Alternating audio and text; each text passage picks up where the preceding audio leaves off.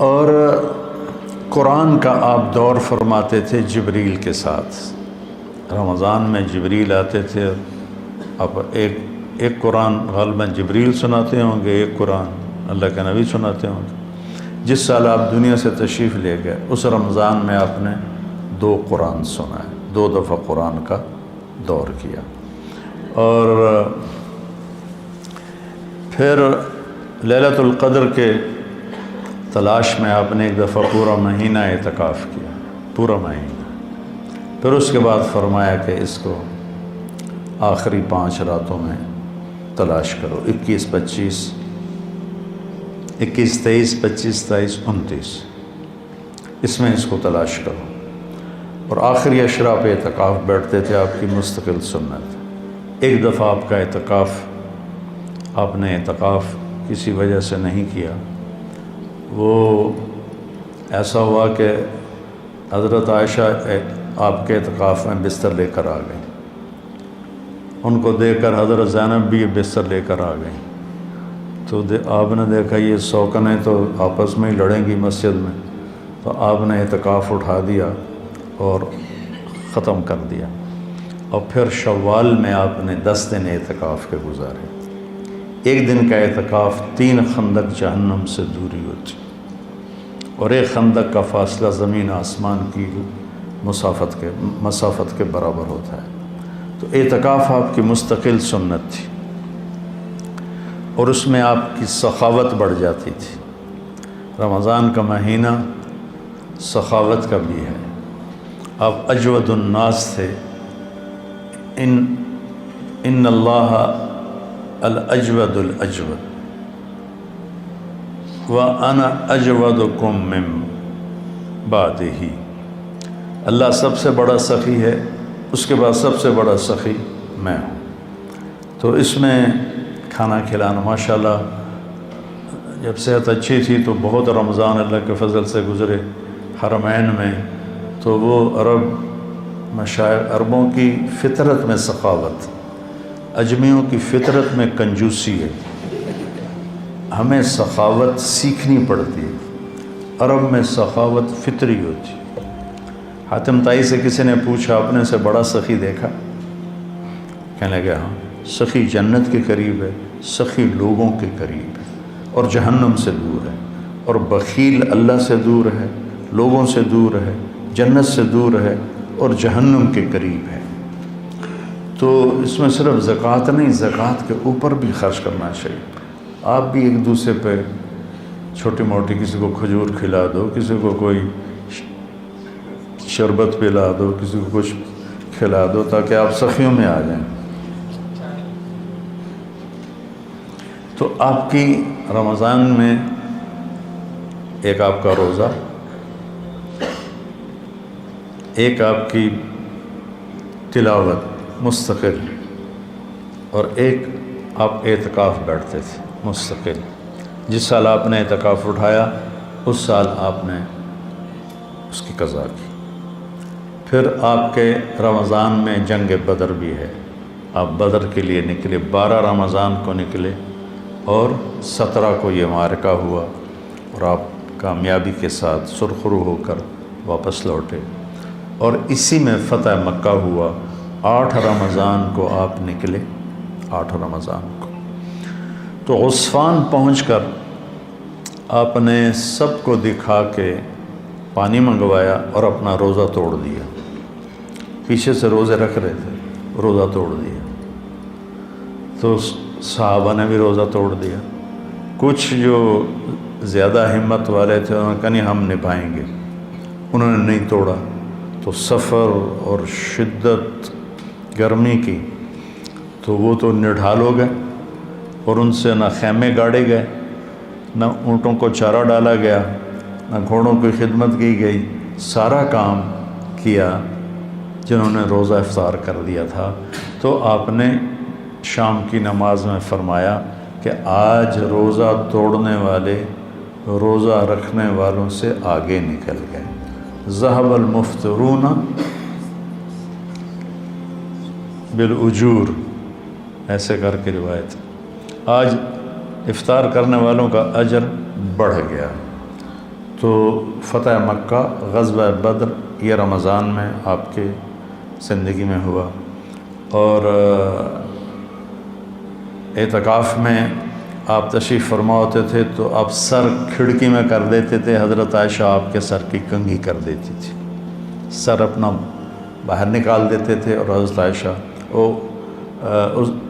کیا ہے اسطوانۃ السریر، چارپائی والا، کیا اس کو کہتے ہیں، ستون، وہاں آپ کے لیے چارپائی بچھائی جاتی تھی، آپ اس پر آرام فرماتے تھے، تو اس کا نام ہے اسطوانۃ السریر۔ تو ساتھ ہی حضرت عائشہ کا حجرہ تھا، تو آپ اپنا سر اندر کر دیتے، چونکہ آپ نے ہمیشہ بڑے بال رکھے۔ جب آپ نے حج کیا تو آپ کے بال اتنے بڑے تھے کہ 4 گتیں اس کی بنائی گئیں، 4 گتیں، جیسے عورتوں کی 2 ادھر 2 ادھر، تاکہ بال بکھرے نہیں۔ لیکن عام طور پر آپ کے جو بال تھے یہ کان کی لو تک ہوتے تھے، ایسے کر۔ تو یہ میرے نبی کا رمضان ہے، اس کے ظاہری اعمال ہیں۔ میرے نبی پاک صلی اللہ علیہ وسلم نے 9 رمضان دیکھے، اور آپ کی عادت مبارک تھی کہ آپ افطار سحری آخری وقت میں کرتے تھے، آخری وقت، ادھر بلال اذان دیتا، ادھر آخری لقمہ آپ کے منہ میں ہوتا تھا، اور افطاری بہت جلدی کرتے تھے۔ ایک آدمی چھت پہ کھڑا ہوتا تھا جب آپ مدینے میں ہوتے تھے، جب آپ سفر میں ہوتے تھے تو ایک آدمی پہاڑی پہ کھڑا ہوتا تھا، جو ہی سورج کا کنارہ ڈوبتا تھا تو ساتھ ہی وہ کہتا یا رسول اللہ غربت، تو آپ اس وقت کھجور سے، پانی سے، دودھ کی لسی سے، ان 3 چیزوں سے آپ افطار فرمایا کرتے تھے، اور پھر اس کے بعد کوئی کھانے کی چیز ہوتی تو کھا لیتے تھے، ورنہ وہی کھجور ہی ان کا کھانا ہو جاتا تھا۔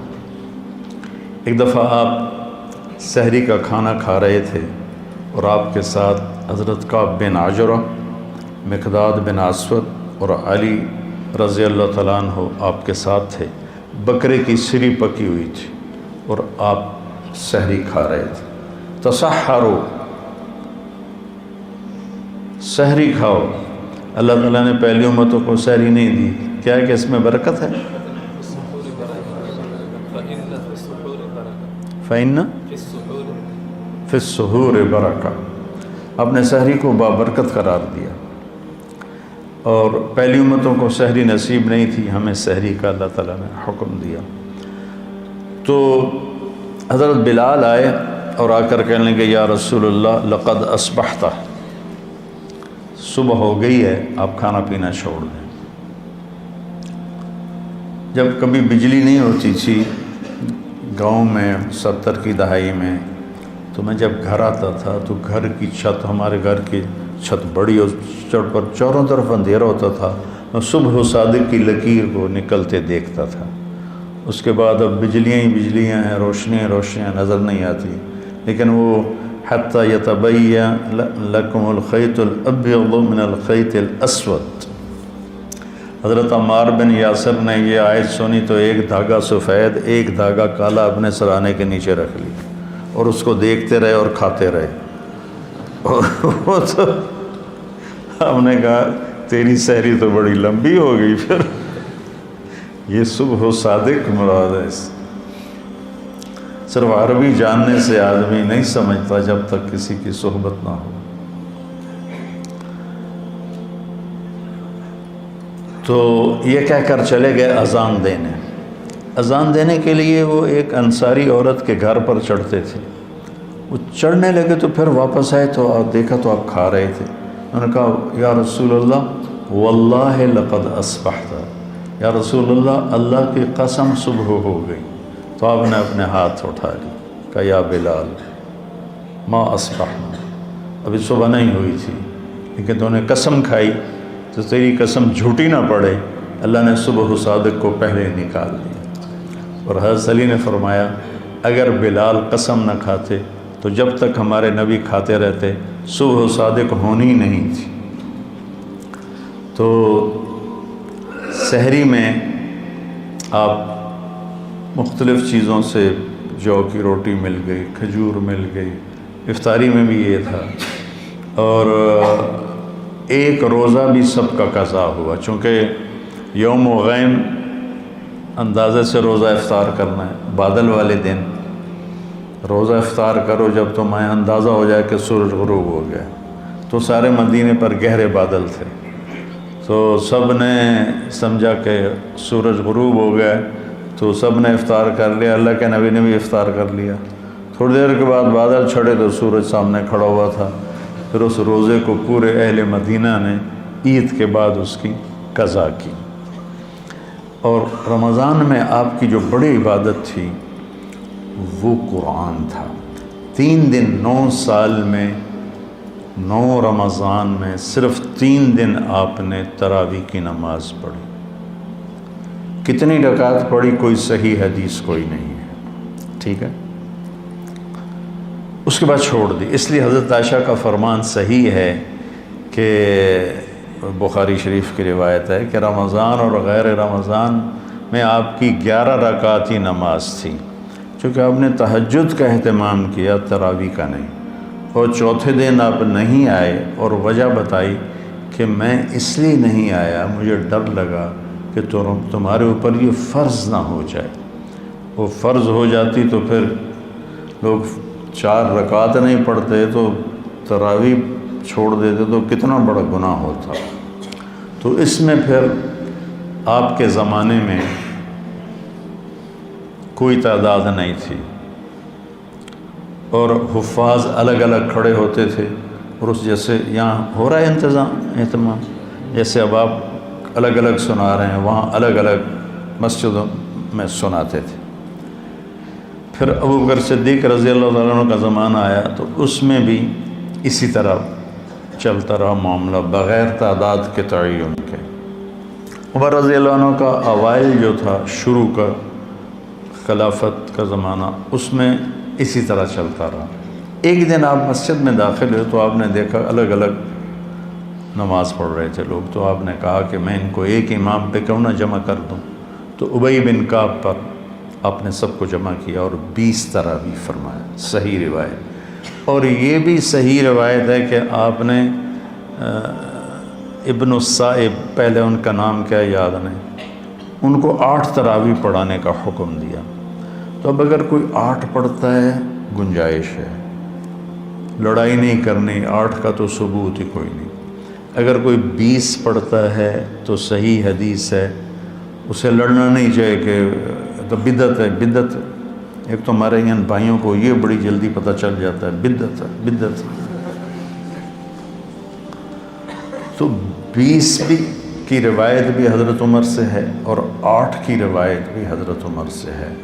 امت کا بڑا طبقہ 20 پر جمع ہوا، اور تواتر سے ایک عمل سینکڑوں سال سے لاکھوں کروڑوں امت کے افراد 20 پر پوری دنیا میں پڑھیں، اور چند لاکھ یا چند کروڑ 8 پڑھیں، اور وہ پھر اپنی رائے اس طرح مسلط کریں کہ 20 تراویح تو ہے ہی نہیں۔